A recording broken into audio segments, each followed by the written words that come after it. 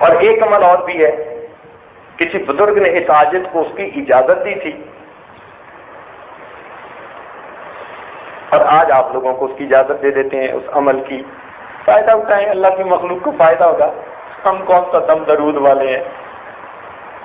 ہیں؟ دو عمل، ایک عمل تو یہ کہ اگر حافظہ اچھا نہ ہو، جو آج کل اکثر بچے بچیوں کو یہ مشکل پیش آتی ہے، تو وہ خود یا ماں باپ روزانہ ہر نماز کے بعد سورہ الم نشرح لک صدرک یہ پڑھ کر ان کے سینے پہ پھونک دیا کریں۔ اگر بڑے ہوں، سمجھدار ہوں، تو جب بھی پڑھنے بیٹھیں،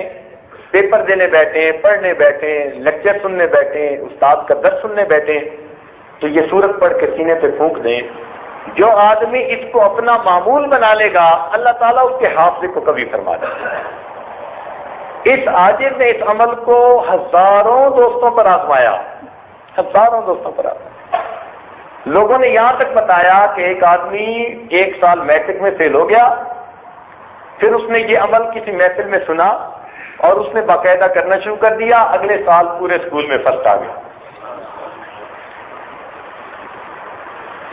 کسی محفل میں اس عاجز نے اسی طرح بتایا کہ بھائی پڑھا کرے، تو ایک بچی نے خط لکھ کر اپنے حالات بتائے، کہنے لگی کہ میں تو بڑی مشکل سے پاس ہوتی تھی، میرے دل کی تمنا تھی کہ میں لیڈی ڈاکٹر بنوں، آپ کا یہ عمل میں نے ایک محفل میں سنا، اس کو عمل کرنا شروع کر دیا، مس کبھی نہیں کیا۔ کہنے لگی میں نے امتحان دیا، الحمدللہ کا میڈیکل کالج میں پہنچ چکی ہوں۔ تو دنیا کی تعلیم میں لوگ فائدہ پا گئے، تو دین کی تعلیم میں تو یقیناً فائدہ ہوگا۔ اس لیے حفظ بچہ نہ کر رہا ہو، آگے چل نہ رہا ہو، حفظ پکا نہ ہوتا ہو، زیادہ غلطیاں آتی ہوں، تو سب کے لیے یہ مجرب عمل، جب بھی پڑھنے کے لیے بیٹھیں، اول آخر ایک مرتبہ درود شریف، درمیان میں الم نشرح لک صدرک کی صورت پڑھ کے سینے پہ پھونک لیں، اللہ تعالیٰ سینے کو کھول لیں۔ اچھا، ایک تجربہ بھی عرض کرتا چلوں۔ بعض بزرگوں کا معمول اس عاجز نے پڑھا اور پھر اس کو اپنا کے دیکھا کہ جس آدمی کو علم کے بارے میں شرح صدر نہ ہو رہا ہو نا، یعنی وہ پڑھتا ہو بھول جاتا ہو، یاد رکھنا مشکل ہو جاتا ہو، علم کے ساتھ منافقت نہ پیدا ہو رہی ہو، کئی تو طلباء ہوتے ہیں نا بیچارے، محنت تو کرتے ہیں مگر اس کا نتیجہ کوئی نہیں نکلتا۔ حضرت عبداللہ ابن عباس لانو نے ایک مرتبہ، بلکہ عبداللہ ابن مسعود لانو نے ایک مرتبہ پوری رات یہ آیت پڑھ کر گزاری، قل رب زدنی علما، اسی آیت کو پوری رات گزارتے رہے۔ تو یہ عمل ان کا تھا، لیکن ہم نے یہ تجربہ کیا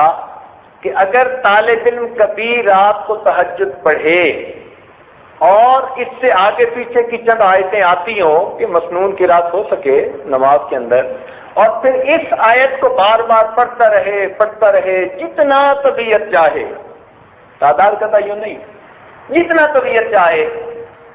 تو اگر